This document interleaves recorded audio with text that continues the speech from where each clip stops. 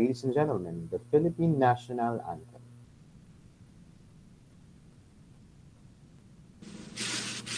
Mga kababayan, ang pambansang awit ng Pilipinas.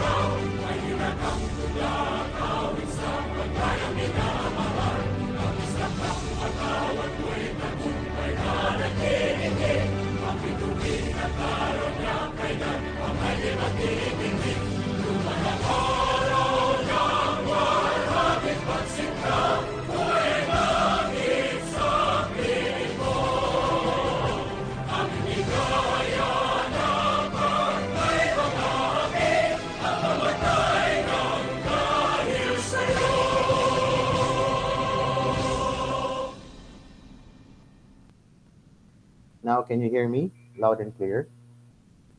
Yes po. All right, Opo, thank you. sir. Today kicks off the month-long celebration of teachers' contribution in nation building. Absurd it may seem, but you might take it as well. Isn't it funny recognizing the massive contributions of our teachers just for a month? The sacrifices that they put in this very demanding profession are beyond words yet underpaid. How sad that it's the howling reality. To count the efforts of our dearest teachers is a big challenge to lead. Imagine a child who gets to school as naive and clueless and comes out soon as either a doctor, a lawyer, or an engineer. It's magic, right? But our teachers didn't transform this child using a wand, but through their passion, dedication, and unparalleled patience. Truly, they deserve more than a month. Amongst the countless lectures that you've heard so far, what is the best lesson you've learned from your teachers? In turn, we as teachers, what's the best lesson you gave your students? I included myself because I've been an English language and literature teacher for almost a score now, and I'm proud of my profession. Good morning, good afternoon, everyone. Welcome to Powerhouse Scholastic Center. I'm Mark Castro, the program head, and I'll be your host for today. Powerhouse Scholastic Center is an online platform dedicated to professional advancement training sessions, reviews, and certificate courses. It employs instructors, review specialists, and trainers who are adept in their fields of specialization.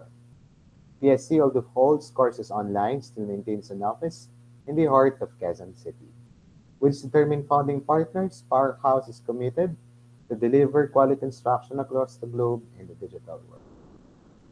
At this point, allow me to welcome all participants whose backgrounds are diverse, although most of whom are teachers.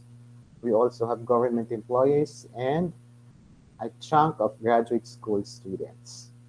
Also attend this day hail from the different parts of the country, as this is a nationwide workshop. Let me acknowledge those who came from the NCR. Kindly press the virtual raised hand if you're from Metro Manila. Yan, Sir Ranel, of course, one of our alumni. And of course, from NCR. Asan yung mga taga-NCR po? Ay, taga Luzon, yan. Sa mga taga Luzon. Right. From Visayas. I saw the stats. Ang dami nating participants from Visayas. Thank you so much po. And of course, Mindanao. Asan yung mga taga Mindanao? Thank you. Today we are joined by our dearest graduates. Baka nagtataka yung ating mga bagong participants. Because we hold research writing in series. Actually, this 8 weeks. An 8-week refresher course in writing research paper. Today is very special because it's the very first time since February of last year that we will be offering mixed method research. This is supposed to be a special lecture for our graduates only, but we decided to open it to public. And but I would like to welcome back our completers. They're all here. Although this is just I think a half, but we sent out invites to all of them, but a handful only confirmed. Ma'am Yasmin, welcome back. Sir Cyril, who just finished last week. Ma'am Elsie. Hello, sir. Good afternoon. Thank you po for the invitation. Sir JP is also here from Nueva Ecija. Hi, sir.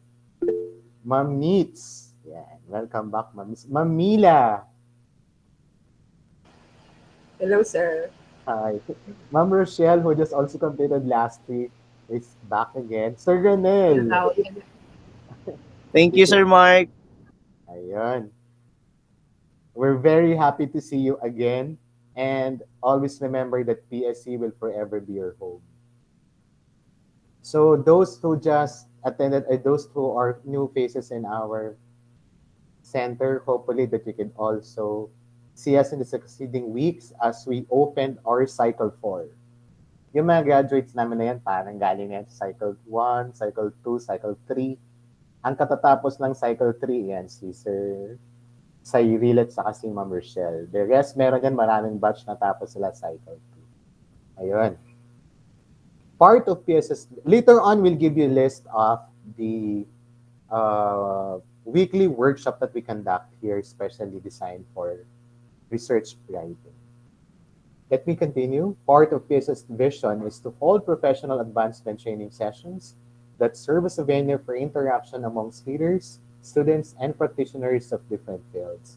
Today, we'll give you a slice of that via writing mixed method research. And my honor to present to you our in-house brilliant lecture in terms of research writing. I'll just do the very brief introduction, but most of whom he will be doing a humble introduction of himself too. Yan. Our in-house lecturer is a well-decorated international acclaimed researcher whose works have been published here and abroad. His excellent works made him chosen by the Asia Pacific Excellent Award as the most outstanding Filipino writer in 2017. A resource speaker, lecturer, facilitator, teacher, and an excellent researcher. Friends, meet Dr. Frederick Edward P. Fabella. Hi, Sir Mark. Happy Sunday sa ating lahat and welcome back sa ating mga graduates. So thank you for joining us again, no? So parang reunion. Ayan. Yes, sir. Nakakatuwa. Yeah, buti na lang may ganito tayong webinar for our graduates na pwede nilang join. So yung mga graduate din sa inyo, if you're going to finish the course, no, you'll also be invited to attend yung mga ganitong perks. Ika nga sabi ni Sir Mark, no? Yeah. By the way, mic test nga po kasi napansin ko nga po, Sir Mark, medyo mahina po yung mic mute talaga. So I don't know, baka ako rin ganun din mahina. Mahina po ba yung mic ko? You're audible, sir. Okay naman po, sir. Audible. Okay na, sir. Okay Okay. naman. Ayan, thank you po. Uy, si Ma'am Elsie nandito. Ayan. Sir, nakakatuwa. Nakita ko sila ulit. Oo nga eh. So, familiar faces. Sige po, sisimulan na po natin, ano? Let me just run my slideshow again and then let me just share it sa screen. Okay, so wait lang po Yan, okay, so this is my slideshow. Okay, so although napakilala na po ako ni Sir Mark, no? So these are what I'm involved with right now. So I'm connected with 5 schools. I'm also of course, I'm here with Powerhouse. I'm also an international trainer for LifeWorks, which is based in Canada. So on Wednesday, meron po akong international training for Singaporeans po yata. So anyway, iba-iba po kasi. So this is what I do. Ayan, and sige po. So simulan na po natin. So mixed methods in research. Now, this is something that is very very rare actually. hindi mo siya lagi na-encounter. And pag sinabi mo mix, di ba, parang some of us medyo reluctant na nga mag-qualitative tapos imi-mix mo pa yung dalawa. So ano yan, no? Parang wow, no? Ang hirap naman, ba't ko papahirapan ang sarili ko? Okay? So minsan ganun yung ganun yung attitude. Pero that's understandable kasi nga research is not something that we were trained in kasi nga hindi naman tayo nabuto ng K to 12, no? Hindi gaya ng mga senior high school students natin presently, no? They undergo training and research. In fact, grade 11 pa lang gumagawa na sila ng qualitative. Imagine that, no? Okay, so simulan na po natin. Now, of course, we need to answer first the question, what is mixed methods? So, sige, let's clarify. So, it draws upon potential strengths. So, may strengths kasi si quali saka si quanti, no? And it also explores yung diverse perspectives, no? And dahil you are combining both paradigms into one, no, you try to uncover a relationship between what you discover with using one approach. You try to connect it with what you discover with another approach. So basically, ganun lang po yung to simplistically explain the objective of mixed methods. No? So purposeful po. There must be a purpose. Kailangan medyo swak. No? Tugma yung mga approaches. Kasi siyempre maraming quali approaches. Maraming quanti approaches. Kaya para po ma-appreciate nyo itong mixed methods, dapat alam na natin yung basics of quanti and the basics of quali. Otherwise, no, you are swimming in a deep pool. You do not know how deep, no? Kasi nga we still need basic appreciation of both paradigms to be able to appreciate mixed. Yan.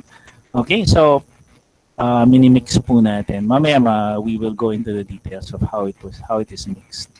Okay, so wait lang po. Ayan, okay. Now, if you look at this diagram here, this is a simplified version of how quanti and quali are mixed. No? Simplified po ito. Hindi po siya ganun kasimple, pero simplified na. Para na magkaroon tayo ng idea kung ano yung mangyayari once we engage in a mixed methods approach. No?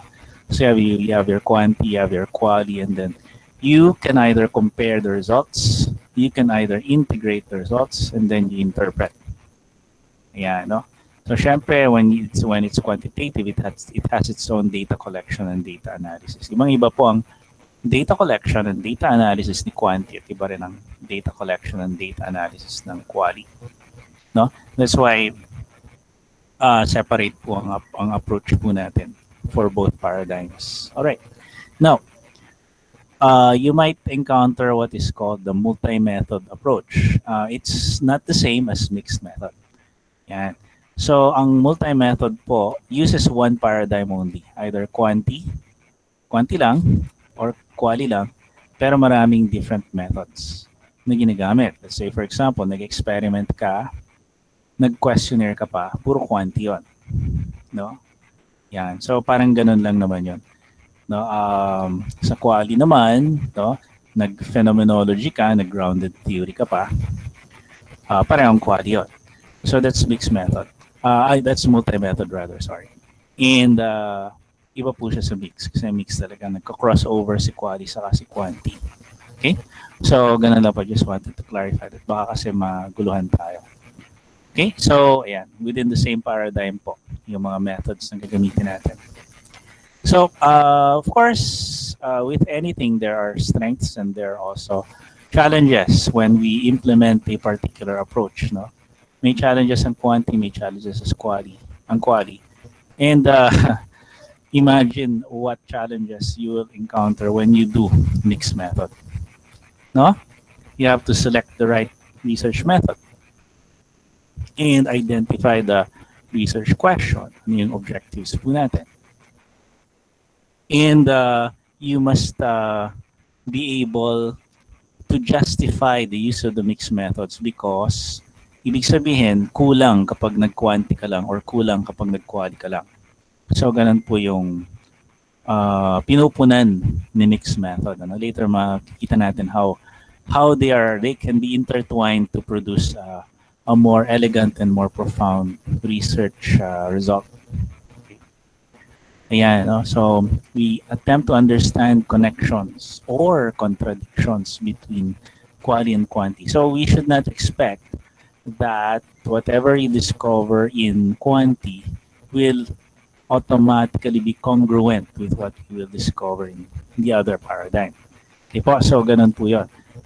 Sometimes they might have similarities, sometimes they might contradict each other. So that's the beauty of mixed methods, no? Hindi natin pinipilit na magtugma yung dalawa. Alright, so ano po yung rationale? Bakit po natin gagamitin sa mixed method? So another way of rephrasing that is bakit natin papahirapan ang ating sarili? No? Kasi mixed method is the most difficult. Pinagsama mo yung dalawa. Okay, so credibility.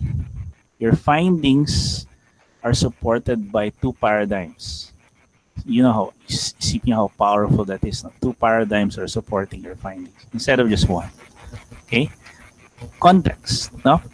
Because you can you can have a contextual understanding. At the same time, so context, no, phenomenological or qualitative. At the same time, you can generalize, no? You can generalize your findings. Kasi may quanti ka eh. Well, of course, it will depend on your sampling method in your population. But you're drawing on strengths pa rin of both. Yeah, no? Illustration. You are able to create a clearer and more complete picture of the situation. Diba? Kasi not only can you represent your data mathematically through quantity, but phenomenologically through the quality. No? You're able to explore the phenomenon of the topic that you're trying to study. Okay? Yan. So you improve the usefulness. No? Kasi it will be useful both from the quality and quantity perspectives. Yan, no? Okay? Confirm and discover. So you can either confirm something that you already know from one approach, or you can discover something new with a second approach. So, ganun po yung nangyayari later kapag you engage in mixed methods. And of course, you have diversity of views. Now, lalo na kapag there's more than one researcher and there are more than one different types of participants, research participants. Syempre, no, you might need more than one set of respondents. Of course, we're talking about people here, no? You might need more than one. One for quantity and one for quality. Pwede bang same? Pwede. Later, we'll find out kung paano yun. So, mamaya may mga examples tayo. So, mas maintindihan natin to kapag may examples na. Kasi pag wala example, no, it's all just theoretical and imaginary. Imagine na, ano kaya yung sabihin. No, so later, we'll find out ano ba yung mga examples dyan. Okay? So, let's move forward. Yeah, no? So, what are the things that we should consider when we're going to use mixed methods? No? So, ito yung mga dapat pag-isipan muna natin before we even venture forth into this unknown, no? Into this unknown territory. No? Pag-isipan po natin itong mga bagay na ito. Does the research question justify the use of mixed methods? Huwag natin pilitin. Gagawa ka mixed method. Wala ka pang problem eh.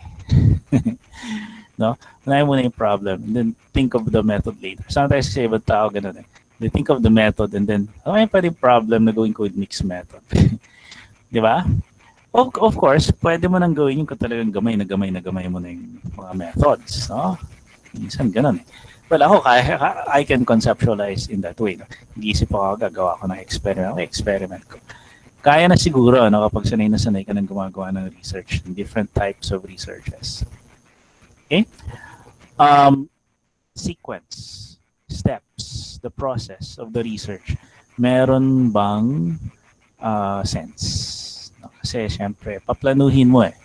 If you are familiar in DepEd, if you're familiar with the Gantt chart, meron silang steps, no? If to meet the deadline of the particular research, you are supposed to submit a Gantt chart or a calendar plan of what you're supposed to accomplish at a certain point. So, merong flow yon. So, it should be a sequence of events that flow naturally, one after the other. Yan, no? Yan, which, of course, aims to answer your research question. Yan, no? Okay, so, yung data collection and analysis ba, is it well aligned with the study aims? No? So again, babalik tayo dun sa tanong na ito bang mixed method, quantity and quality, makakatulong ba ito talaga? No, dun sa study aims natin, objectives of the study. Okay? Remember, objectives are different from the statement of the problem. Iba pa yun. Okay, so ano yung objective mo ba? Yan. Okay? Does one method dominate the other? So later we will find out how this domination happens. No? Or are they equally important, quantity and quality? So, or does one dominate the other? E mamaya malalaman natin ano nangyayari yun. Okay? Did the use of one method limit or confound the other method? So this can happen. If you are limited by one na approach, hindi pa rin masagot yung iyong katanungan, then you might want to suddenly add the other approach. Mamaya, malalaman natin kung ano yung tinatawag na emergent. Okay. So, ayan. Okay, so, when, how, and by whom is data integration mixing achieved? So, when you integrate the data from quantity and quality, kailan, paano, at sino ang gagawa nun? Yeah, okay? All right, so those are the considerations before we even decide on using mixed methods. Kasi hindi pwedeng pilitin, no? Pipilitin natin. Gusto ko makaproduce ng mixed methods. Wala pa nga. Baka mamaya yung question mo, no, masasagot lang naman ng quantity yan, ba't pinahirapan sarili mo, no? Magre-react yung makakabasa. Pwede naman palang sagutin ng quantity ito, mixed method pa niya. Nahirapan niya sarili niya. We have to avoid situations wherein the reader of the research or the panelists will say that to you. Bakit ka pa nag-mixed method? Masasagot mo naman pala using one approach. Diba? Parang, oo nga, no, nahirapan sarili mo. Baka patanggal pa nga siya yung isang side, yung pagiging mix niya, no, gawin niyang no, simple quality or simple quantity na lang. Okay? So, kailangan talaga justified. Okay, so unless it's justified, maybe we shouldn't even consider mixed methods. So anyway, the goal of this webinar naman is to open our eyes to the possibility of mixed method and how it can be done. Para pagdating ng araw na you do have a research question or a statement of the problem that cannot be answered solely by one paradigm. You have another. You have the tools that you can use. Now, another tool, which is mixed method. Okay? So, ayan. All right. So, there are three different drives. No? So, this has something to do with classification, typology. And these three different drives will characterize the nature of your mixed methods. No? It will characterize it. Paano? Let's look at them one by one. We have what is called the qualitative dominant. Yan, yun yung sinasabi natin kanina. Paano na-dominate ng isang isa? No? So, qualitative dominant, no? You first start with the qualitative. Parang sinabi mas mahalaga to. Pero, dagdagan natin ang quantity, no? Because it will add to the robustness of the findings. So, mas mahalaga si quality, dinagdag mo lang si quantity to support quality. Okay? So, mahirap imagine yun, kasi ano pa lang, theoretical pa lang tayo. May examples tayo. Okay? Yan. Alright. And then we have the second drive, no? Drive number 2, quantitative dominant. Siya naman ang nagdo-dominate, no? Or quantitatively driven, no? So, it now quantitative is now the primary paradigm being used. Pero at some point, na-realize mo na parang makakatulong tong quali. So, you add the quali to the quanti, pero quantitative pa rin na mas mahalaga. Pangdagdag na lang si quali. Okay? So, pag dominant kasi parang optional na lang yung pangalawa. Yan, no? And then you have the third drive, equal status. Yan, both of them are important. Quali and quanti. Okay? Both are important. Of course, it will only be justified by your research question. So, pantay sila, patas. Patas ang halaga nila. Okay? And later, makikita natin yan how these three drives manifest in an actual research. No po? Okay, so yun lang po yun. Ano? So, medyo simple pa yung ating approach. No? So, sino mas mahalaga, sinong dominant, ganyan. And then we have the equal status. All right. So, moving forward, another one that we need to consider when it comes to typology of mixed methods, kasi like mixed methods, maraming uri, no, are these things, no? Simultaneity.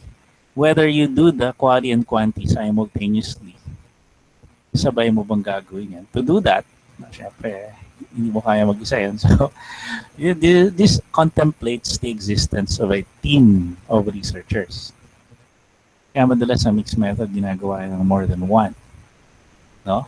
Siguro, may dalawang tao. Isang mas gusto niya nagka-quali siya. Isa naman, mas at home siya with numbers o quanti siya. No? And then they join forces to produce a mixed methods research. Pwedeng yun yung kwento kaya nagkaroon ng mixed methods. No? So, in that case, if there are two of you, two researchers, no, you can do them simultaneous. Although, of course, pwede rin naman mag-isa ka. Yun nga, nakakalito. Sabay mong ginagawa si quali saka si quanti. Di ba? Alright? And another, so timing po ito. Another factor that affects timing is dependence. What is dependent on what? Is the quali dependent on the quanti or vice versa? So mamaya makikita natin yung concept of dependence. No? Ayan. So when you are designing mixed methods, no, sometimes you will find the word concurrent in the methodology or parallel or sequential. Yeah. So sa methodology ng research, makikita mo yun. Concurrent mixed methods or parallel mixed methods, sequential mixed methods, you know? Or even in the title of the study itself. No? Of course, maintindihan lang yun ng mga taong na talagang immersed sa research lang. No? Lalo na yung mga alam yung mixed methods talaga. So if you Google a research or a study na may mga ganyang words, mixed method yan. Okay? So kung gusto nyo mag-Google ng mixed method, no, sulat nyo concurrent, parallel, or sequential dun sa Google search bar. Yan, no? So concurrent means sabay, simultaneous, current eh. Diba? Parallel, sabay pa rin. No? Parallel yung dalawang kalsada, so sabay mong pwedeng tahakin. Pero sequential means mauuna isa. There's a sequence. Yan. So ngayon, nagkaka-idea na tayo no, paano ba ipoporma yung ating mixed methods. No? Sabay ba yan? Magkasunod ba yan? Ganyan. No? Alright. In a sequential design, pwedeng mauna si quanti and then susunod si quali or vice versa. No? Sequential po yun. Hindi dahil wala kang time gawin sabay. Kundi you need to do one before you do the other. Diyan naman papasok yung concept of dependence. Hindi mo pwedeng gawin yung pangalawa kung hindi mo pa nagagawin isa. No? So there's a difference between wala kang time gawin sabay pareho at kailangan talaga mauna isa bago yung pangalawa. Mamaya makikita natin yan sa examples. Okay? So in a concurrent design, no, it's possible to, for example, collect interview data and survey data. Remember, interview data is quali. Survey data naman is quanti. No? You can do that simultaneously. Basta kaya mo. if it's humanly possible for you. No? Okay. So yan, concurrent design naman. Pag concurrent kasi, there is no dependence. Walang dependence. One is not dependent on the other. Hindi pwede, di kailangan may mauna. Okay po, so kini-clarify lang po natin. Yan, no? So, the two research components become dependent if the implementation of the second component depends on the results of the first. So, depende. Depende pa yun sa resulta ng una. At kung yung resulta ng una does not call for the implementation of the second, no? Nag-quanti ka, nakita mo, hindi mo naman pala kailangan mag-quali, huwag na. Huwag mong pilitin. Useless na yun. No? Okay, so parang ganun yung kina-contemplate nitong dependence. Alright? Okay. So, ayan. So, two research components are independent if the results of one do not depend on the results of the other or the analysis in the other. So, dependent. So, pwedeng concurrent, pwedeng parallel, pwedeng sabay. Okay? Pwedeng sabay mo ginagawa. Now, again, it will all depend on your research question. Hindi natin sa pilitang sinasalaksak sa sa mixed methods yung ating study. Kailangan justified talaga siya. Otherwise, magtataka talaga yung panel mo or yung makakabasa. Why do mixed? Okay? So, ganun lang. Alright, so ito ngayon yung ating, this is what is the takeaway here. No? Meron kang concurrent, sabay sila, which is also independent. No? And then meron kang sequential, magkasunod, which means one is dependent on the other. No? You only put them in sequence because you cannot do the second without doing the first. Or you won't need the second unless the first warrants the same. So, ganun po yan. Okay? So, let's now go to point of integration. Let's say, for example, gagawa ka na ng mixed method. Let's say, justified naman yung paggawa mo. No? So, what is point of integration? So, tingnan muna natin ito. No? So, mixed methods design, no? You'll have different quality and quantity approaches. You'll have different qualitative and quantitative data collection. You'll have different qualitative and quantitative data analysis. No? And of course, you'll have different qualitative and quantitative sampling techniques. Yan. So, ito po yung mga gagawin nyo, sabayan. No? You'll have to do them both. Yan, no? Quali and quanti, quali and quanti. So, alin dyan, saan ka dyan mag-i-integrate? Kasi at some point, you need to integrate the two. Okay? So, para lang makita natin, point of integration is where the two research paradigms converge. No? Pag nababanggit yung converge, iba na yung naiisip ko eh. Okay, so anyway. Ayan. So, alright. Okay, so ayan. Point of integration. So it's also called point of interface. No? Saan mo, anong point mo siya i-combine yung dalawa? Qualitative and quantitative components. No? Alin dun sa mga components ang i-integrate mo? No? Kasi if there's no point of interface, hindi siya mixed method. Wala eh. Hindi mo naman pala i-combine yung dalawa eh. Kung hindi mo i-combine yung dalawa, di separate studies na lang yan. Isang quantity study, hiwalay mo na yan. Isang quality study, hiwalay mo rin yan. Hindi mo naman i-combine. Di ba? So there must be a point of interface. Otherwise, hiwalay mo na lang yun. I have two studies about one topic. One is quality, one is quantity. Huwag mo na i-combine. There's no point of interface. Okay? So, this is the point at which the components are mixed. So, alam na natin ano yung mga components, no? Sampling, data collection, data analysis, etc. Alin doon? Saan ka mag-interface? No? Again, no? Mahirap imagine unless meron kang actual research na ginagawa. Di ba? So, this is still all theoretical. Pero kailangan may unawaan natin muna ito. These are the key concepts of mixed methods. Kailangan appreciate mo natin to. Okay? Ayan. So, theory muna tayo. Yan. So, ways that components can be connected. So, kanina nakita natin sa diagram, no? So you can merge the two data sets, no? Or you can connect the analysis. So analysis na, sa analysis level may connect yung dalawa, no? Pwede rin i-embed one form of data within a larger design or procedure. Mamaya makikita natin yung concept yan, nested. Using a framework theoretical to bind together the data set. Sometimes there are theoretical frameworks that actually fit the mold of the mixed methods. Mamaya makikita din natin yun. Pwede.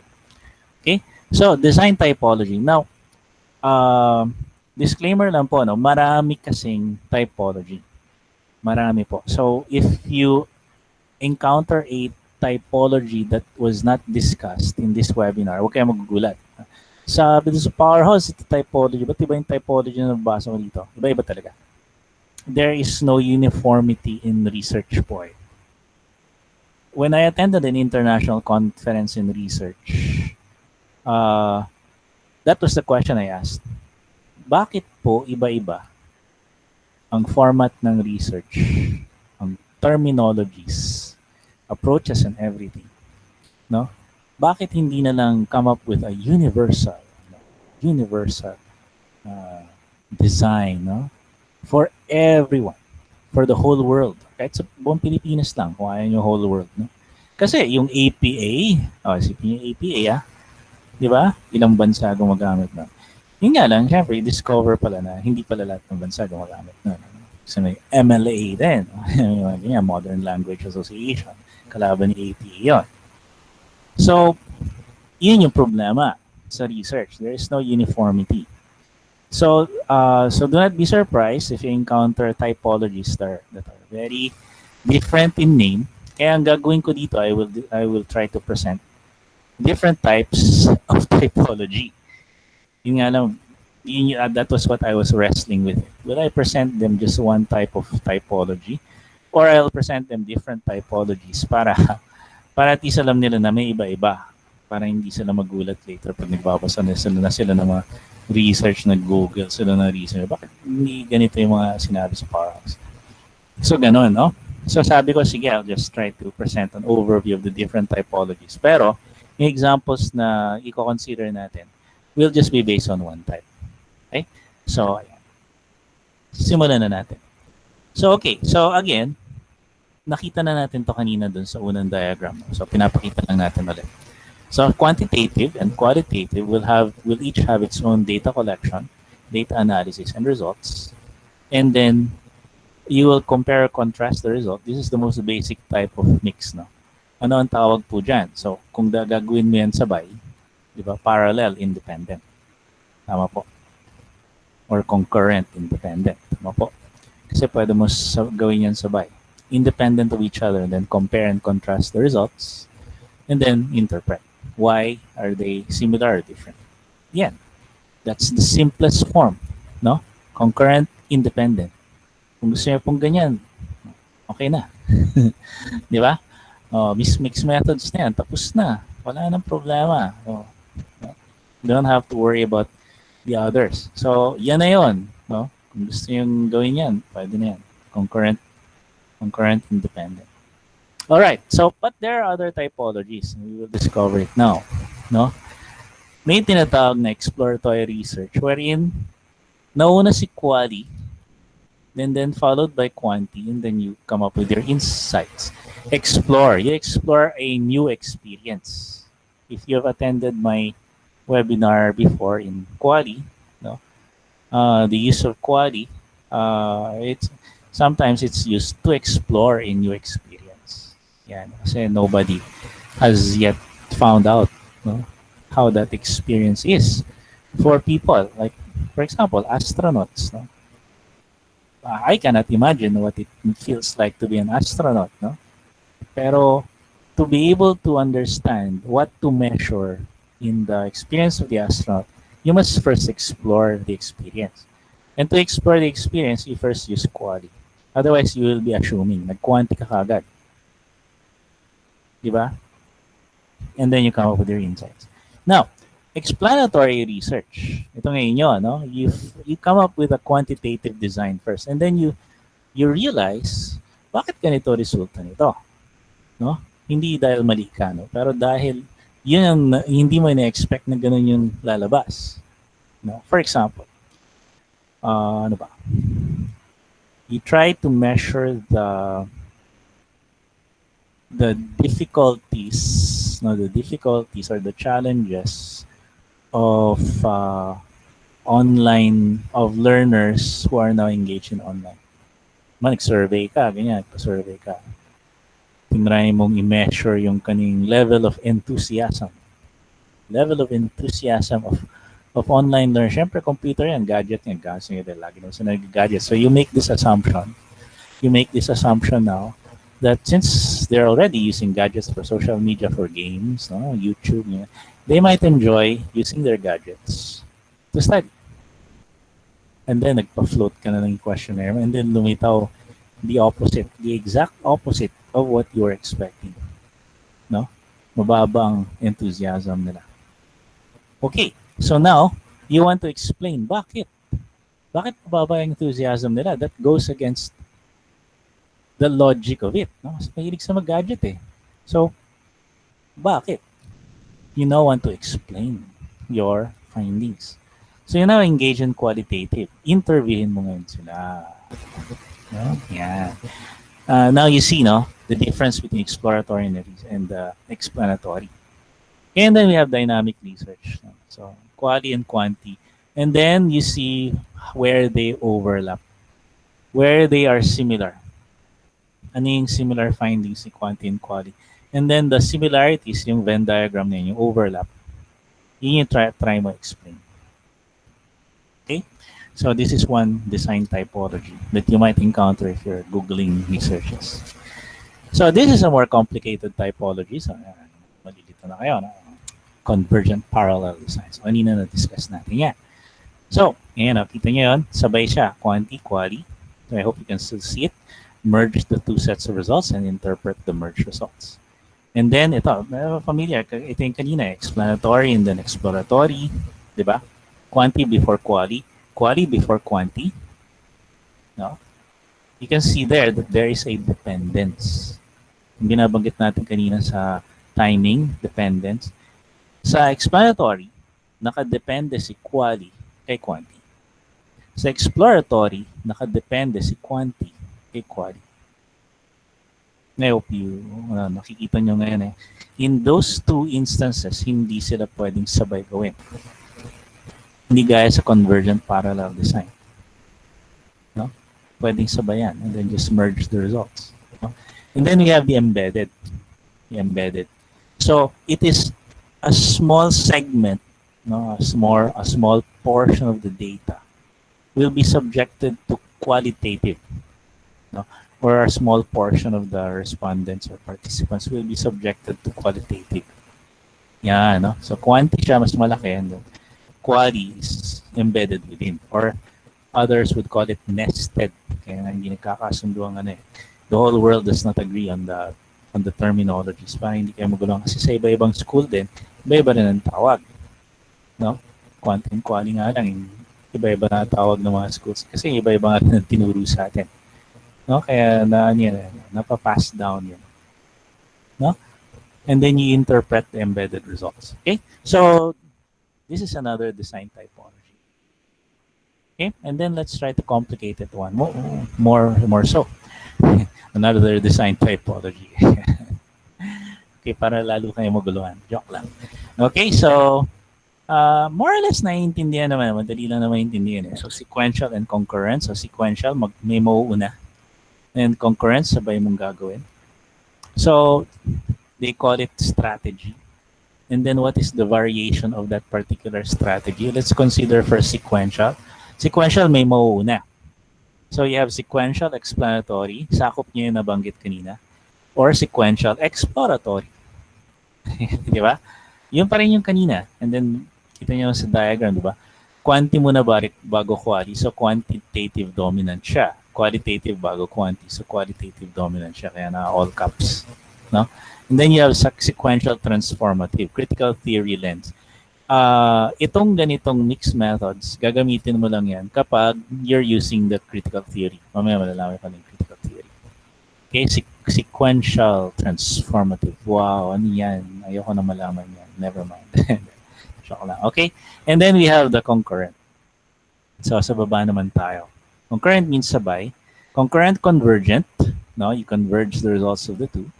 Yan naman si converge. Then you concurrent nested. No? Yung embedded yan. The nested is embedded. Same word. Same thing. No? You're just using different words. And then you have concurrent transformative. Yan naman si critical theory. Now, para maintindihan natin yung critical theory, kasi baka sabihin nyo din pinakita ko sa inyo, hindi ko naman na-explain, no? So, critical theoretical approaches, ano naman ang sinasabi dyan, no? It allows the researcher and the participants to question the natural state and challenge the mechanisms for order and maintenance. So, dito, syempre hindi natin very rarely will you use the critical theory lens. No? Kasi you're doing research to question the situation. Bakit ganito?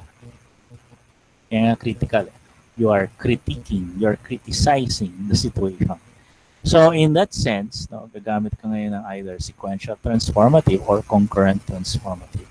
So that's as far as my explanation will go. No? Otherwise, ito na lang ang pag-uusapan natin. Na tayo pag-uusapan. Okay, maguguluhan na kayo lalo.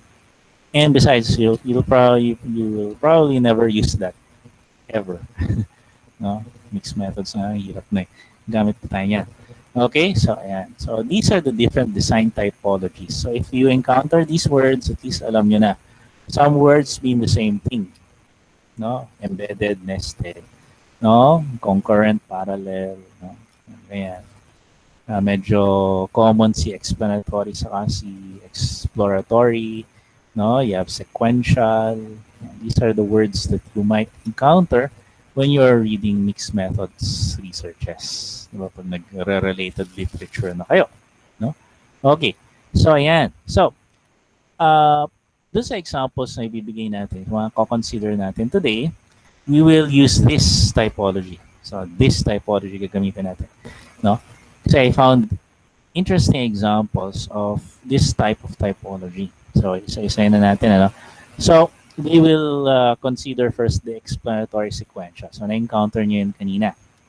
Diba po? Or sequential explanatory. Nabalik-baliktad lang. So, in sequential explanatory, or explanatory sequential, no, quantitative data are collected and analyzed first. No?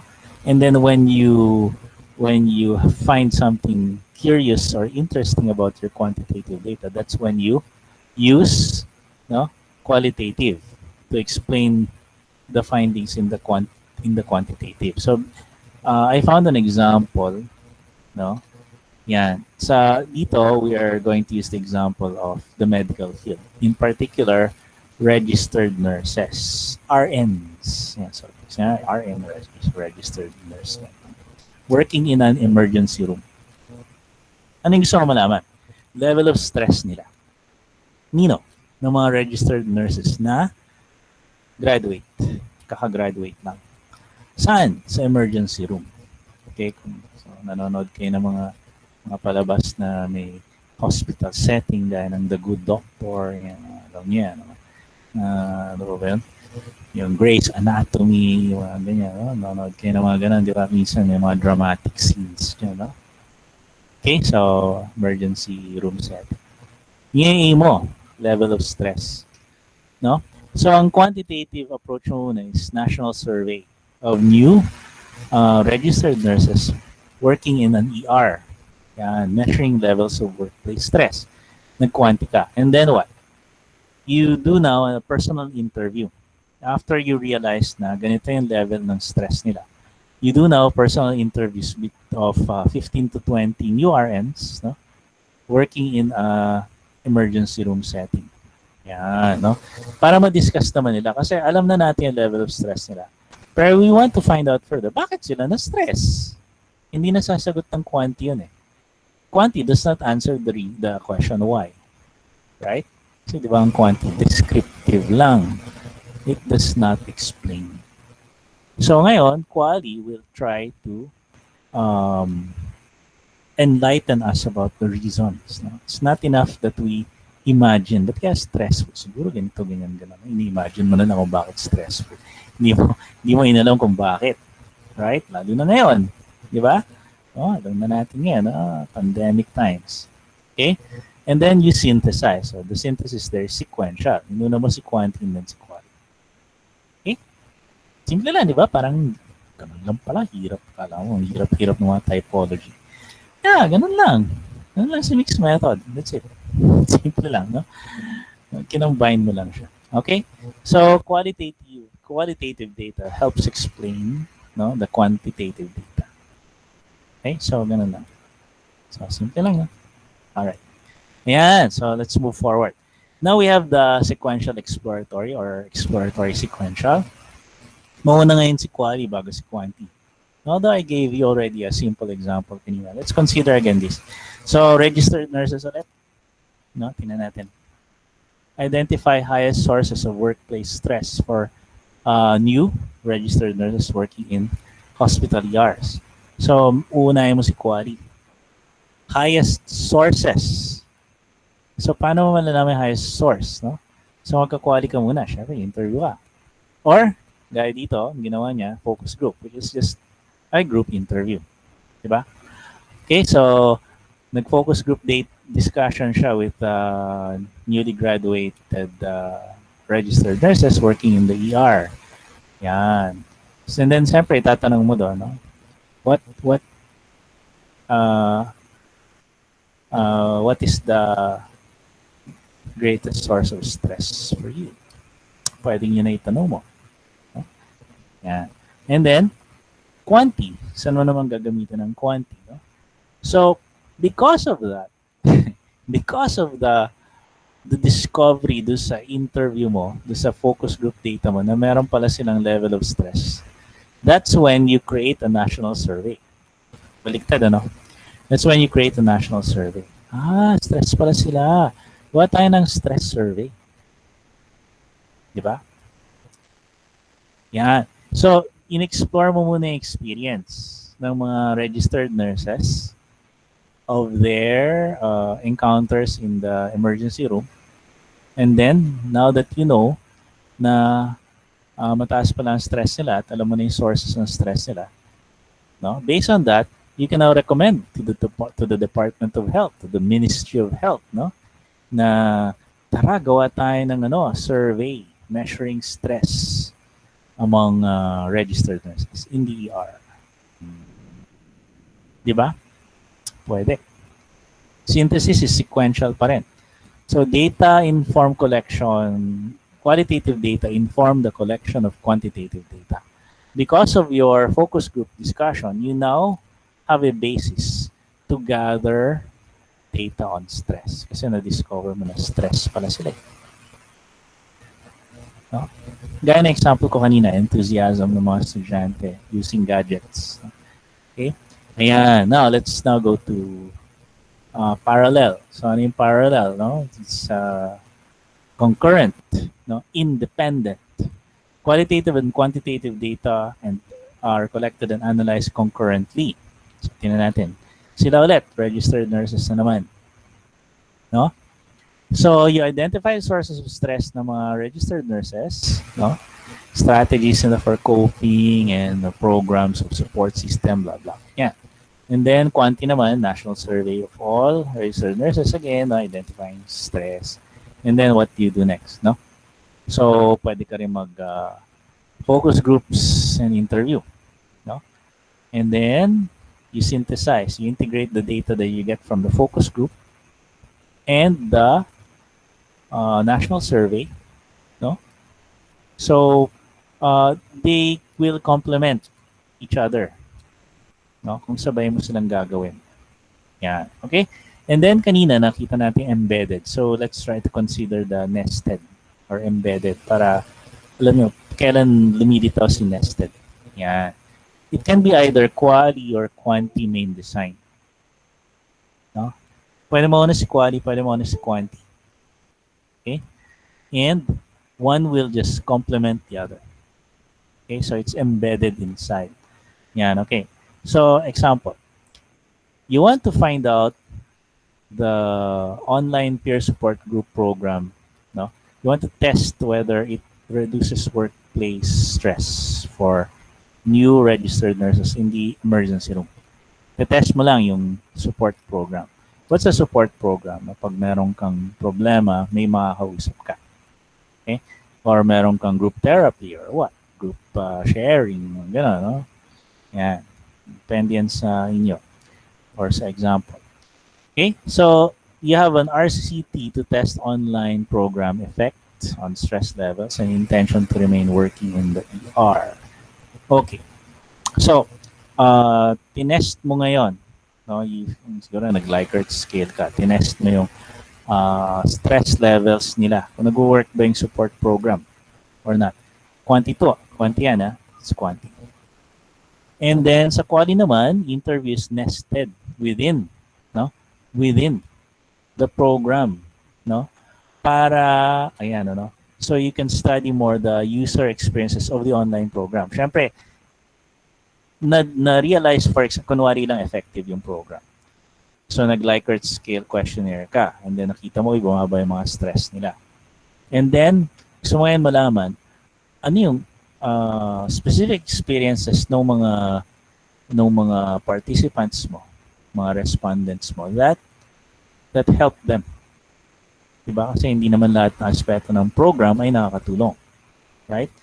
Gumawa ka ng program, maraming aspects yan. Okay. So, synthesis. Qualitative analysis is embedded within the main quantitative study. No? To inform. Uy, effective siya. Effective si support program. Let's find out now. Let's find out now what aspects of the program and what experiences the registered nurses had with the program that we can use maybe to even improve the program further. Okay? So, ayan na. So, yun yung typology na ginamit natin. Okay? So, 4 basic types. Although nakita nyo naman sa diagrams yan, di ba? Let's not talk about planned versus emergent design. Ano yung sabihin yan? Sometimes, gaya nung kanina, may mga times na pwede mong planuhin si mixed methods. No? But there are times when there is a change of plan na yung in-expect mong results, no, did not come up. Di ba? Gaya nung kanina, level of enthusiasm na binigay nating example. No, hindi pala enthusiastic yung mga bata na mag-aral gadget. You don't know why. Kasi siya hindi ka naman estudyante, hindi mo alam ano yung nangyayari sa kanila. Yung pala kaya sila hindi enthusiastic. Well, you don't know yet, no? So, ang gagawin mo ngayon, dahil nalaman mong zero enthusiasm sila, nagkaroon ka ng emergent design, no? Gumamit ka ngayon ng sequential. Sequential what? Explanatory. Diba? Sequential explanatory. No, you want to explain bakit zero ang kanilang enthusiasm, and then from the explanatory, gagamit ka ng quali afterwards, nag-interview ka ng mga estudyante, and then you found out, kaya kami hindi enthusiastic kasi hindi na kami nagkikita. When I have my classes recently, pag di ba, kakastart lang ng klase, sabi ko sa mga estudyante ko, college students. Oh, batiin niyo yung mga klase niyo online. On-cam kayo. Turn on your cameras. Turn on your cameras so you can see each other. Kung nagbago ng mga mukha ng inyong mga klase, nagbago ba kulay, umikli ba buhok, kulay ng buhok, or umikli ba yung buhok, humaba, may balbas na ba yan, may bigote na ba yan, tumaba ba yan, pumayat ba yan. No, nakikilala niyo pa ba yung mga klase niyo? Batiin niyo yung mga klase niyo. No, magsalita kayo sa microphone. Batiin niyo sa chat box. Tingin yung mga klase, hindi nyo na nakikita after ng 2 taon. 2 taon sila tatagpo, no? Unless magkapit-bahay yan. Okay, di ba? Imagine, no? Kaya experience mga kabataan yan. So, these are things that we have to deal with. I don't know how strict it is in your area.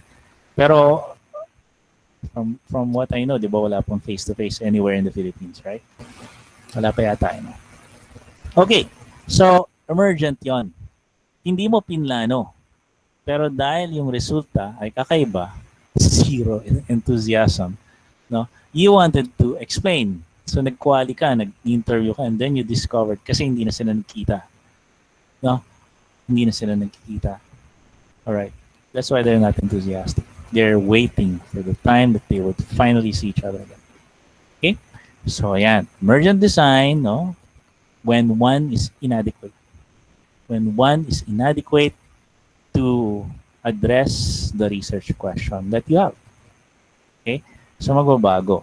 Of course, if you're doing a thesis, no, kailangan ipaalam mo muna yan. Change of plan ka. No? Nagdagdag ka. No? Of course, wala naman yata gumagawa. Gumagawa pa ba nun? Siyempre, kung ano yung thesis mo, yun na yun. Right? Ito, pahirapan sa sarili mo.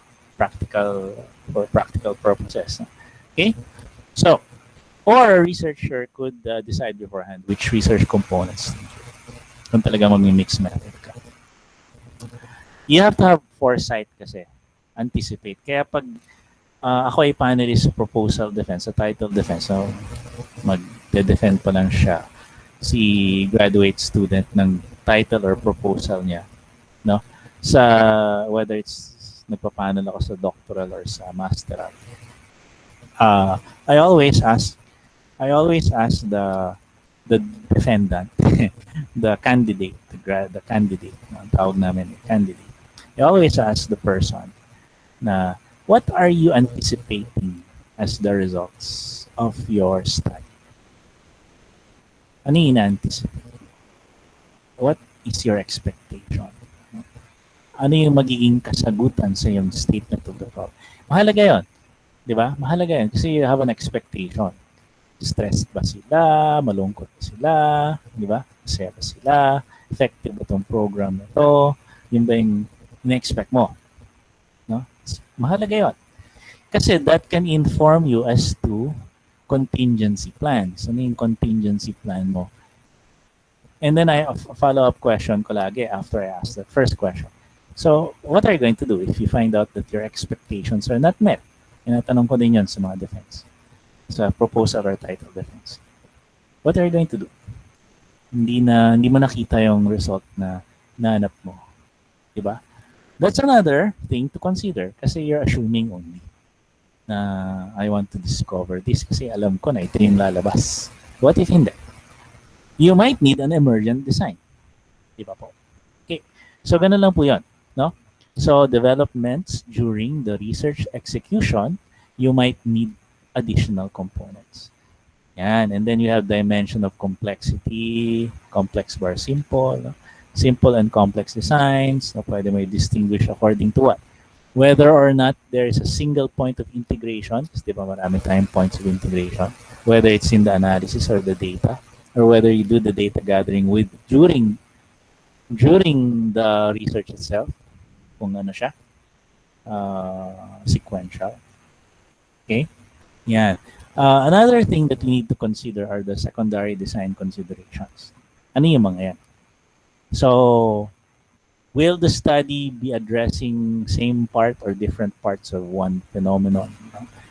So, different phenomena, magkaiba ba, or different perspectives. So, this will inform the design of your research. Now, this goes for all, for quanti, quali, or mixed. Yan. Okay? So, ano pa? Is the phenomenon expected to be unique? Once lang ba yan nangyari?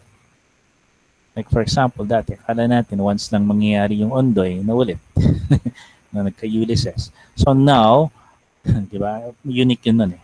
So ngayon, hindi na siya unique. Pero if it's unique, no, it's only going to happen once. Don't expect it to happen again.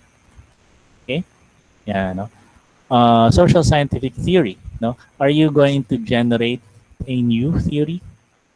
Or are you going to test an already constructed theory? Kaya pag gumagawa tayo ng thesis, di ba, may theoretical framework. No? Pag may theoretical framework kasi, testing it. That's why you have a theoretical framework. But if you're going to generate your own, no? Sa qualitative, may tinatawag na grounded theory. No? You come up with a theory grounded on the experiences of your respondents. Okay? What's your ideological drive? No, mabanggit dito, no? Feminism, critical race paradigm, transformative paradigm. No? So these are things na social, sa ano yan, social context. Okay? Combination of sampling methods. Nabanggit natin kanina sa point of interface. Ano po? Yan. Ano yung gagamitin mo methods and how will you combine them or relate them? Degree to which the research participants will be similar or different. Yeah. So if you're using similar participants or different participants, no, in what way are they different? And how does that affect your data gathering and your data analysis? Okay. How about the researchers? Kung marami kayo in the research team, how are you similar or different? Will your similarities or differences affect your data gathering? Your bias, no? Your bent, no? Your leaning. No, yung mga ganun tayo, yung mga bias tayo. Heterogeneous and participatory, no? Try to imagine if you're part of a research team na international, iba-ibang lahi.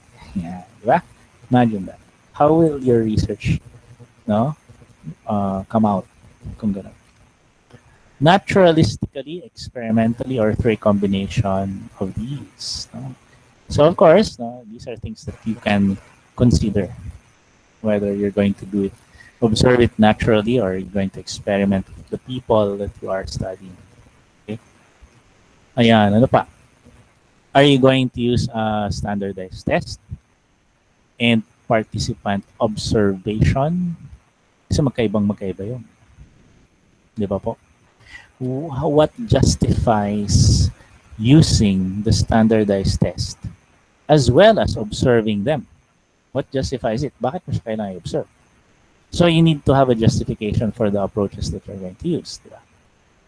Yeah. So observation is quality. No? Standardized test is quantity. Validity and criteria and strategies. No? Ano yung, of course, sa quantity, validity and reliability are very important. Sa quality, importante rin siya. Pero iba yung validation process. Iba po yung validation process sa quality. Sa validation ng quality, that it happens twice. No? It happens twice, before and after. Sa validation ng quantity, it only happens once, before you administer the test. Ano po? And whether or not, no, you will create a full study, no? Or more than one. Yan, yung banggit natin kanina, di ba? Bakit may co-combine? Pwede na mahiwalay. So you can have two studies about the same topic, quality and quantity. No, hindi kailangan mix yon, but may mix just because, no, you want to say may mixed data ka, may mixed methods ka. Okay, so ito, hindi na masyadong, these are not primary consideration, kaya secondary. No? But this informs us further about how we will design. Kaya design po ito eh. Didesign mo pa lang, didisenyo mo pa lang yung research mo. Hindi mo pa gagawin. No? Paplanuin mo pa lang. Siyempre, you always need a plan. That's why sa proposal title defense, no? Yun ang actually tinitingnan ng panel. Ano yung plano mo? How do you plan? What's your question and how do you plan to answer your question? Ganun lang. Diba? Does your plan fit, no, your statement of the problem? Diba? That's it. Does your theory fit the statement of the problem? Diba yung ating triumvirate, no, statement of the problem, methodology, and theory. They must all be aligned. Okay? So, yun lang po. Now, if you are interested to find out or read about mixed methods research, no, puro mixed method research lang ang gusto niyo mabasa. Sabi ko nga lagi, when I give a webinar, you want to understand something better, get a sample. Di ba, mas madali pag may sample. Get a sample, read it, dissect it, himayin natin, tingnan natin paano ginawa. No? So this is, there is a journal of mixed method, puro mixed methods lang yan. No? You can read that, how they did it. No? How they did the mixed method. So I think you can download that. Yung mga laman nila. So you visit that so that you can see the actual mixed methods research. Okay po? So that ends my talk on mixed methods. Again, overview lang po ito. And if you have any questions, I turn it over now back to Sir Mike. Ay, Sir Mark, sorry. Sir Mark pala. Sir Mark, nandiyan ka pa ba? Pasensya na, Sir Mark.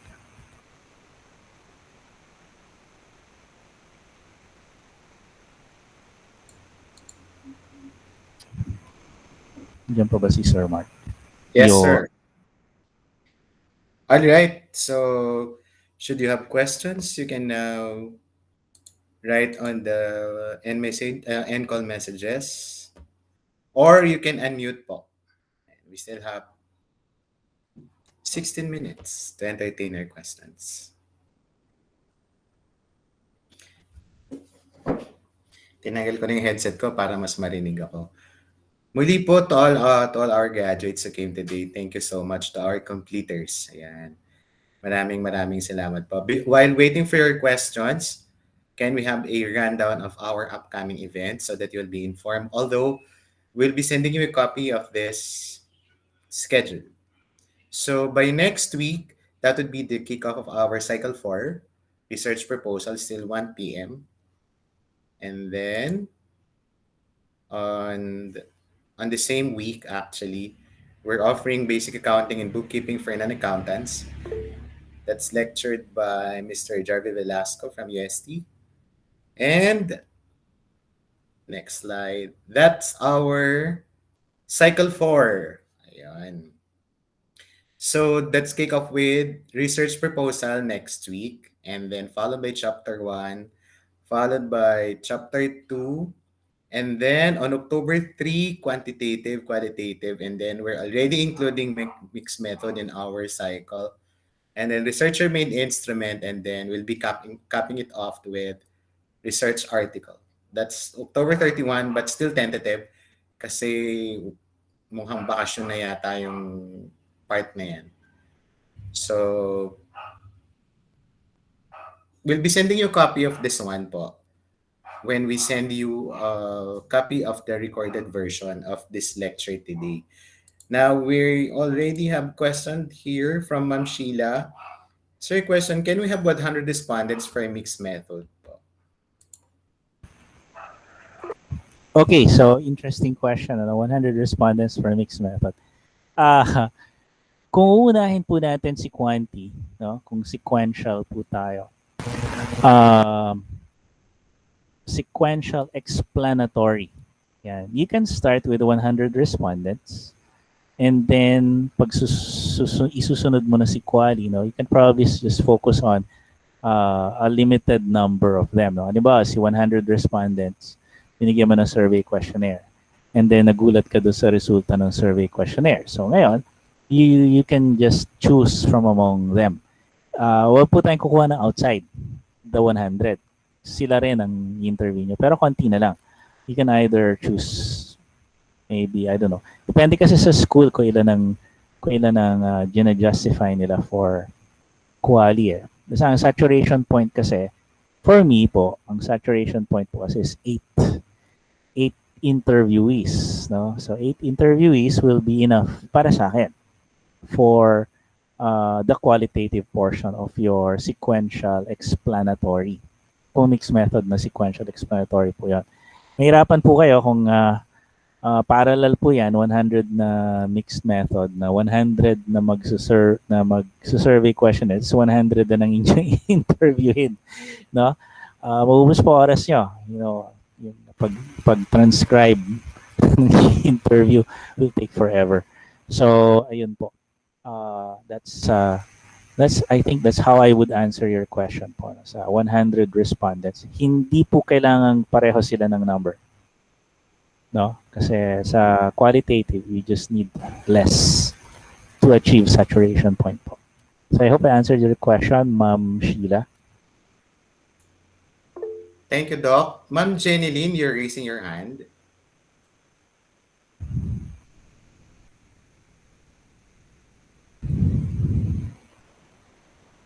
Let me just acknowledge, sabi po ni Ma'am Noreline, thank you so much for a very clear presentation of the mixed method.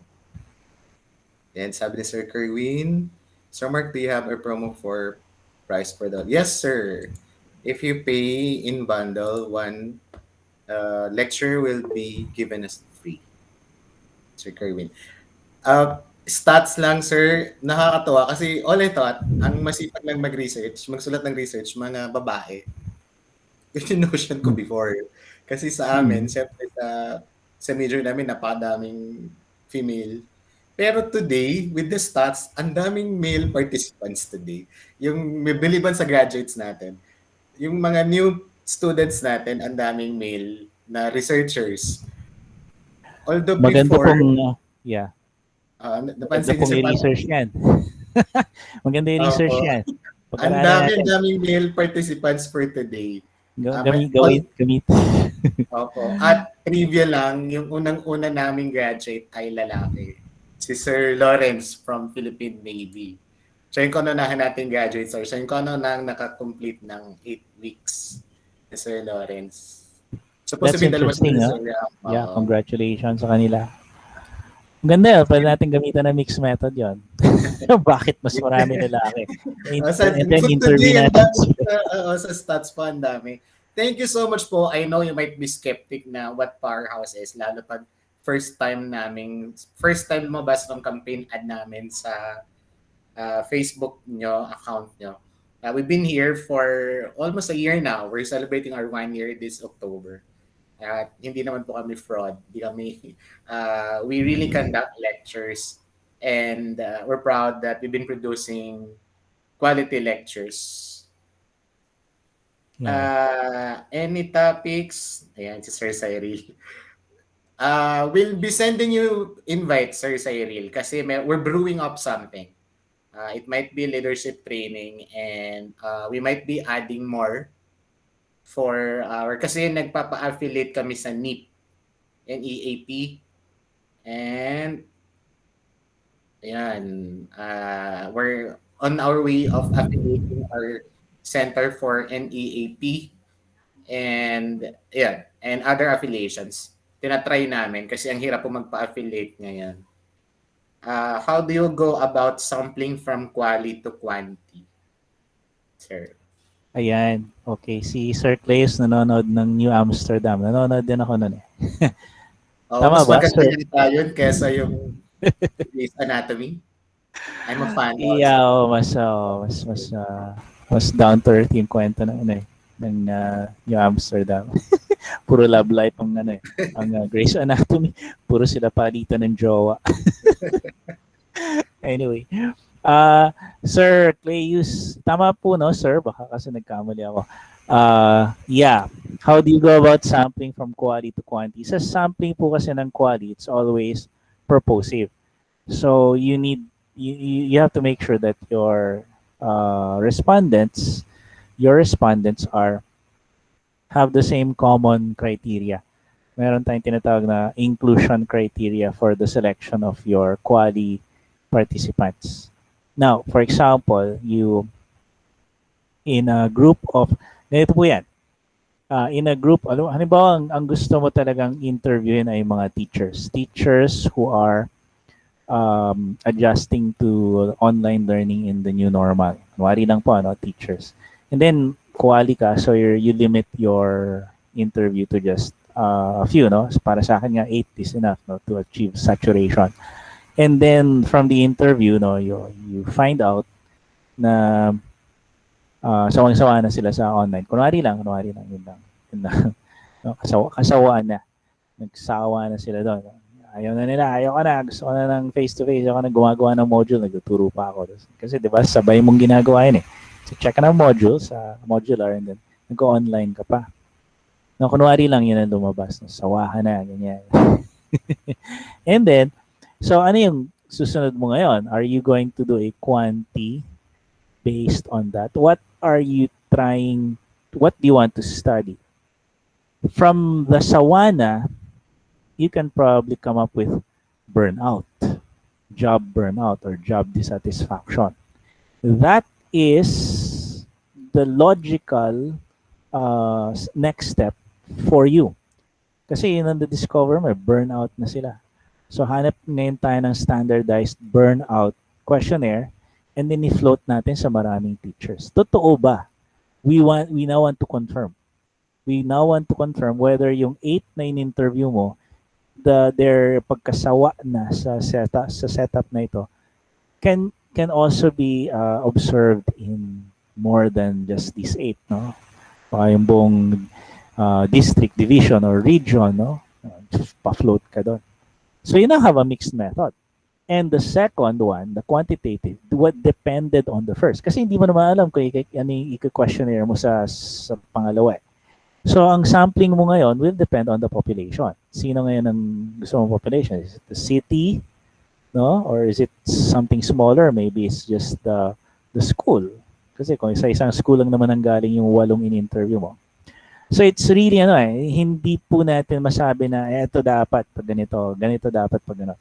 Wala tayong nakakahon na sagot eh. I cannot give a nakakahon na sagot kasi kayo rin po magpaplano. And it also will depend on the panel that will approve your research proposal. Yan, no? Alam natin, very fluid yan, mga panel. Depende sa panelists, depende sa school, depende sa mood nila, depende sa topic mo, dami-dami factors. No? So, yun lang ang pwede kong i-recommend, no? This, Yes, sir. yeah. I Kanina hope, kasi, sir, yes. kanina po sir na mention niyo yung yung coming from quantity to quality, explanatory, na kukuha ka ng yung 8 from the 100. Yes, So pag binaliktad, you have more freedom to choose. Ibig sabihin, you don't have to include the 8 coming Yes, from the quantity. So mas may freedom ka to choose the respondents if you are doing it from quali to quanti. Yes po. Kayo po bahala. Okay. Kasi, yeah. Kung ang goal nyo po is mag-generalize, no? How Okay. far, Thank you. yeah. Opo. So, I hope nasasagot po yan. Yeah, Ganda yung tanong ni Sir Clayus, opo. Kasi yung kasi respondents, sabi mo kasi yung coming from the respondents ng quanti. So kapag binaliktad ba, ganon, so okay pala kasi may freedom pala pag binaliktad. Yeah, nagbago po po. Opo. Thank you po, sir. Thank you din po. Thank you, Sir Cleos. Straight from Region 5. Wow. Oo. Napakaganda ng lugar ni Sir. Si Sir Kerwin may tanong lang dito. I-address ko lang. SEM po, Sir Mark, baka kasi. Sir Kerwin, is this search engine marketing? Yung SEM, Sir Kerwin, Search engine marketing. Structural equation modeling. Akala ko SEM or SEO kasi we're also bringing up something about SEO at saka SEM. Baka ilabas namin ng October. But we'll take note of that, Sir Kerwin. Ayan. Did you follow or like already our page po to our new students here at Powerhouse so that you'll get updates on our upcoming events? On behalf of Powerhouse, I would like to welcome Sir Alan, Sir Christian, Sir Clark, Sir Cleus, Sir David. Ito, si Ma'am Yasmin, nagpalit lang ng account. And then, si Ma'am Jenilyn, Sir Kerwin. Sino kayo itong Mylene Sensitivity? Ma'am Noraline and Ma'am Rosalinda. And then, the other one is, I think this one is Sir Albert. The one who registered yata this morning.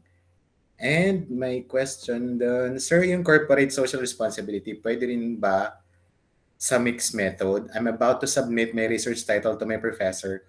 Also, can you please help me find related literature in this topic aside from the Google Scholar? Thank you very much po. Yan, wow. Heavy got yung tanong ni Ma'am Rosalinda. So, what is corporate social responsibility? Yung mga companies, no? They do charity. Di ba po? May mga foundation arm po sila. SM Foundation. Di ba? May mga ganon. So, meron silang CSR fund that they use to help the community where they are embedded, yung stakeholders. Siyempre kasama yung community yan. Hindi pwedeng puro profit lang sila. So, they have to give back to the community that's bringing them so much money. Di ba po? Na, kung mag-mix method po, kung ako pa yung gagawa, this is what I would probably do. I would survey the community na nakakatanggap ng kanilang CSR programs and then find out how effective it is. So quantity po 'yon. And then if no, if I find out na hindi nila ramdam yung CSR nung company na 'yon, kunwari lang no, that's when I can do query. 'Di ba? Maghahanap ngayon ako ng ilang tao sa kanila to interview.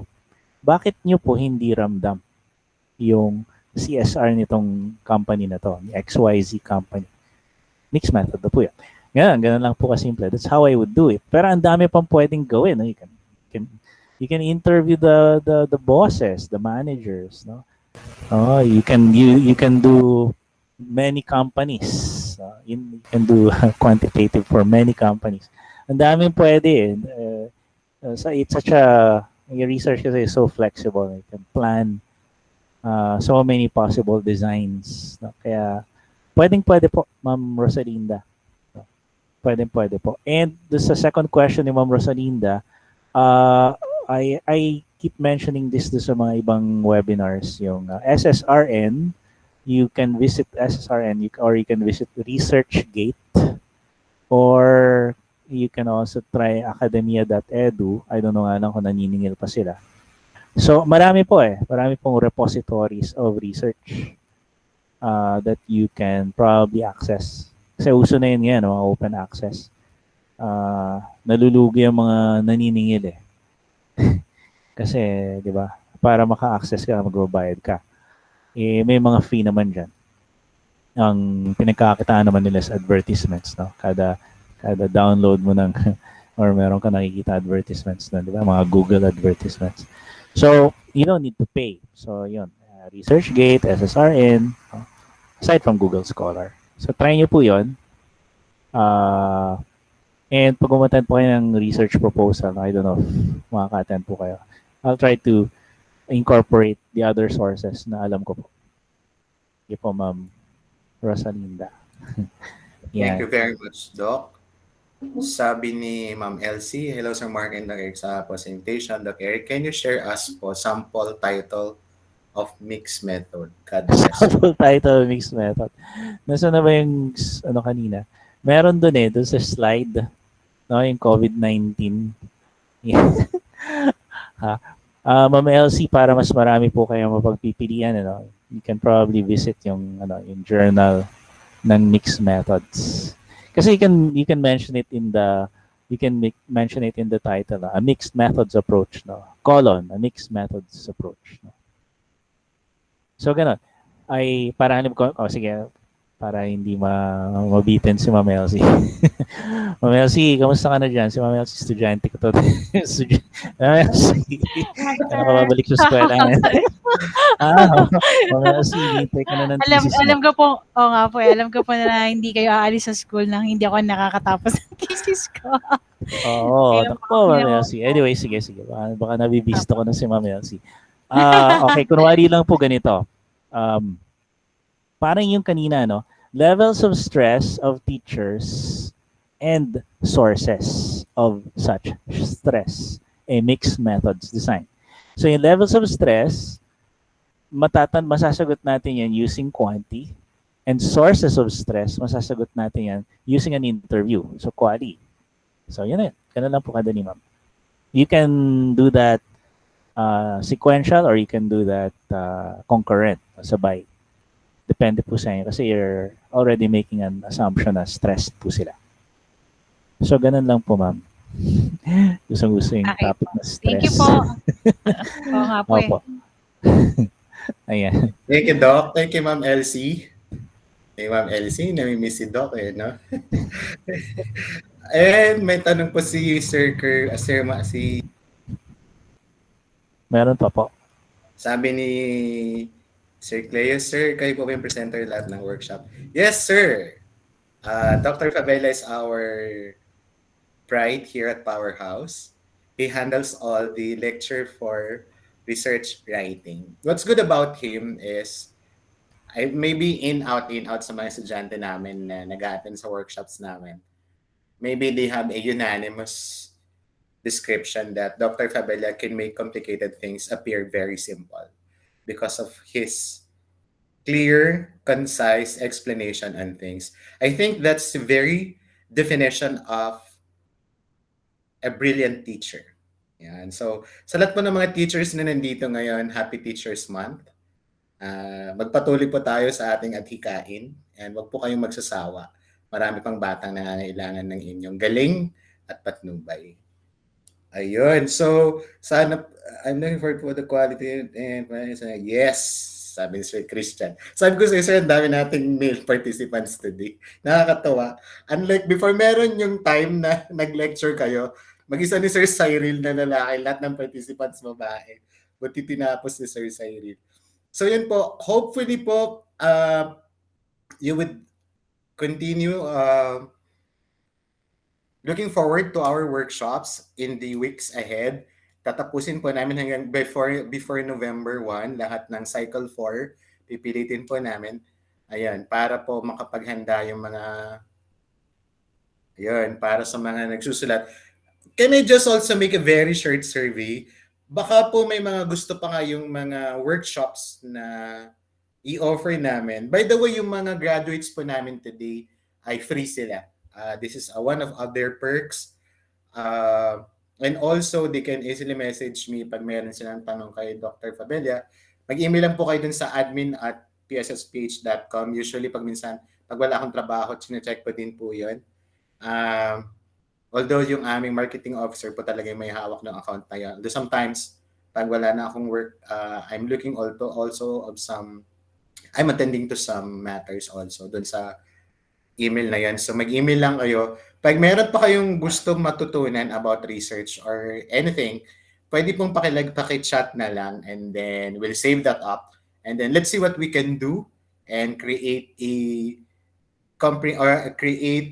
a certain venue for that para ma-offer din namin.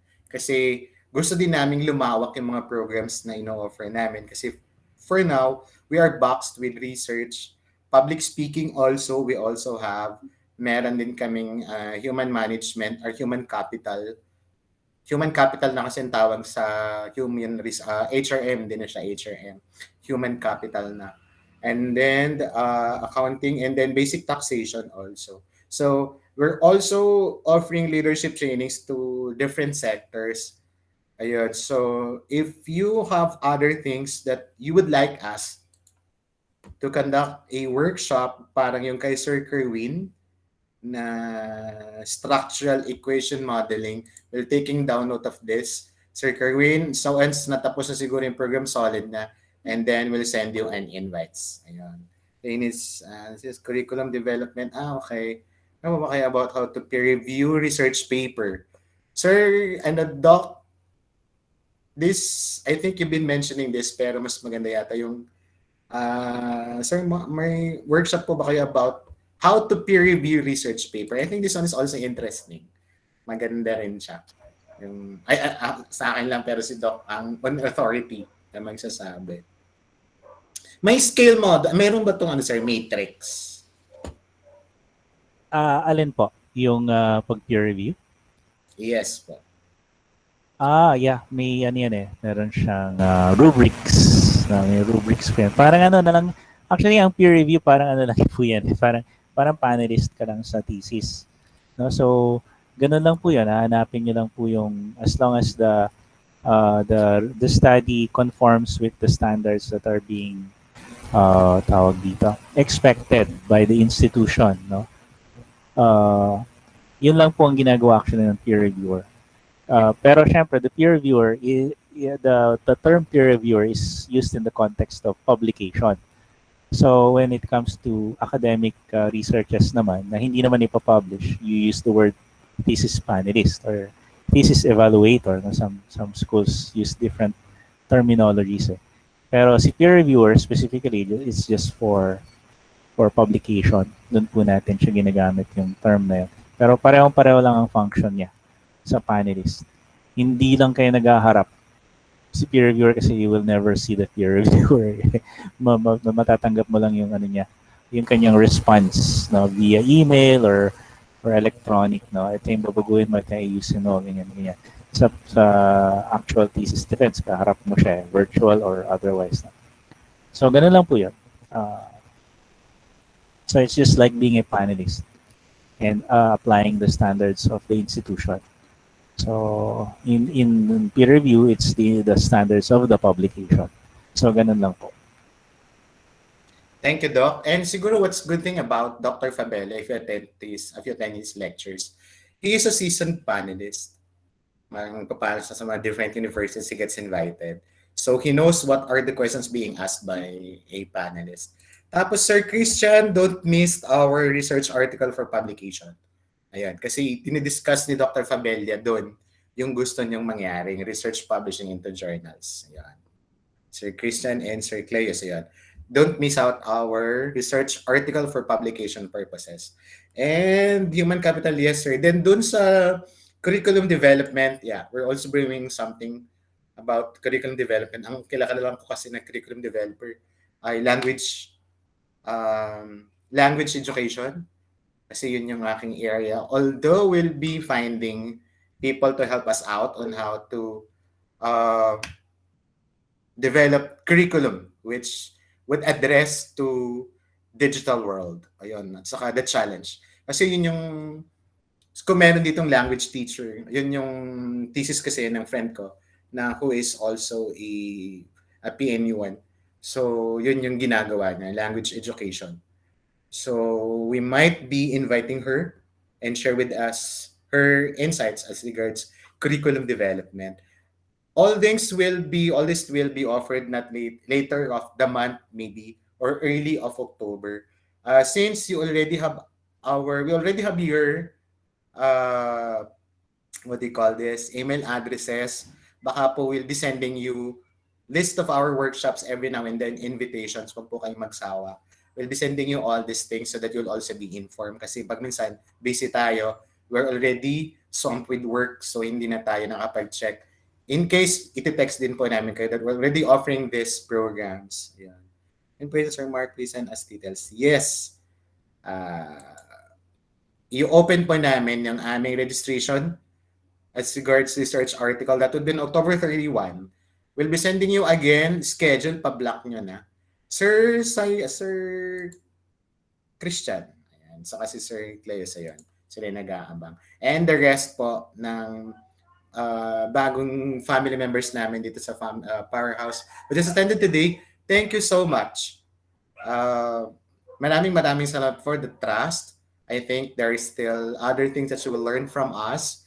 And so with you, there are still other things at stake that we learn from you in return. So muli po, on behalf of Powerhouse, thank you so much, Dr. Fabella. It's always an honor to introduce you to our students as well as for giving us always a nice lecture week in, week out. Ayun. Sa ating mga graduates, thank you so much. On behalf of Powerhouse Scholastic Center, to my fellow board of directors, to Dr. Fabella, our in-house lecturer of research, to our graduates, to our completers, this has been Sir Mark, signing off.